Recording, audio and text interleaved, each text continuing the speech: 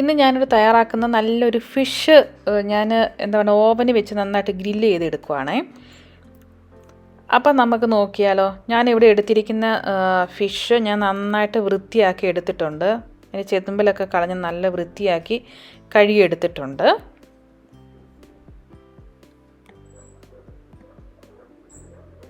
ഇനി നമുക്കിതിലേക്ക് വേണ്ട എന്തൊക്കെയാണെന്ന് നോക്കാം. ഞാനിവിടെ വെളുത്തുള്ളിയാണ് എടുത്തിരിക്കുന്നത്.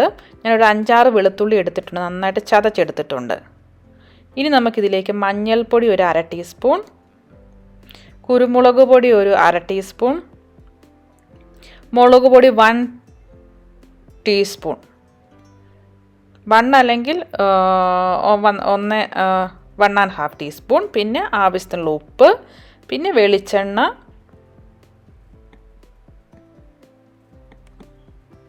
ഇത്രയും ചേർത്തിട്ട് നമുക്ക് നന്നായിട്ടൊന്ന് മിക്സ് ചെയ്യാം.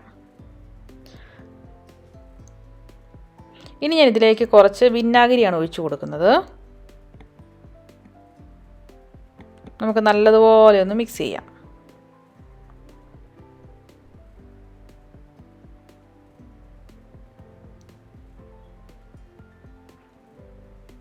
ഇനി ഞാനിവിടെ ഒരു ബട്ടർ പേപ്പർ വെച്ചിട്ട് അതിലേക്ക് ഞാൻ കുറച്ച് എണ്ണ അപ്ലൈ ചെയ്ത് കൊടുക്കുന്നുണ്ട്.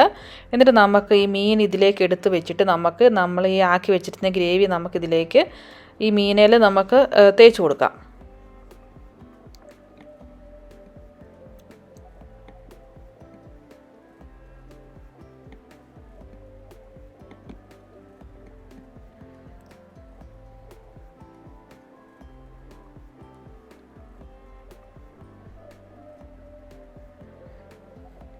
ഇനി നമുക്കിത് ഓവനിലേക്ക് വെച്ച് നമുക്ക് ഫ്രൈ ചെയ്തെടുക്കാം.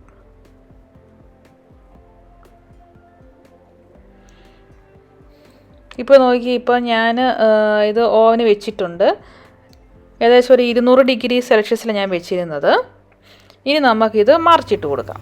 എന്നൊക്കെ ഞാൻ മറിച്ചിട്ട് ഇതിൻ്റെ തൊലി ഇച്ചിരി പോയിട്ടുണ്ട്. ഇനി ഞാൻ മറിച്ചിട്ട് കൊടുത്തുകൊണ്ട് അത് നന്നായിട്ട് ഫ്രൈ ആയി വന്നിട്ടുണ്ട്. ഇനി നമുക്കിതൊരു പാത്രത്തിലേക്ക് സെർവ് ചെയ്യാം.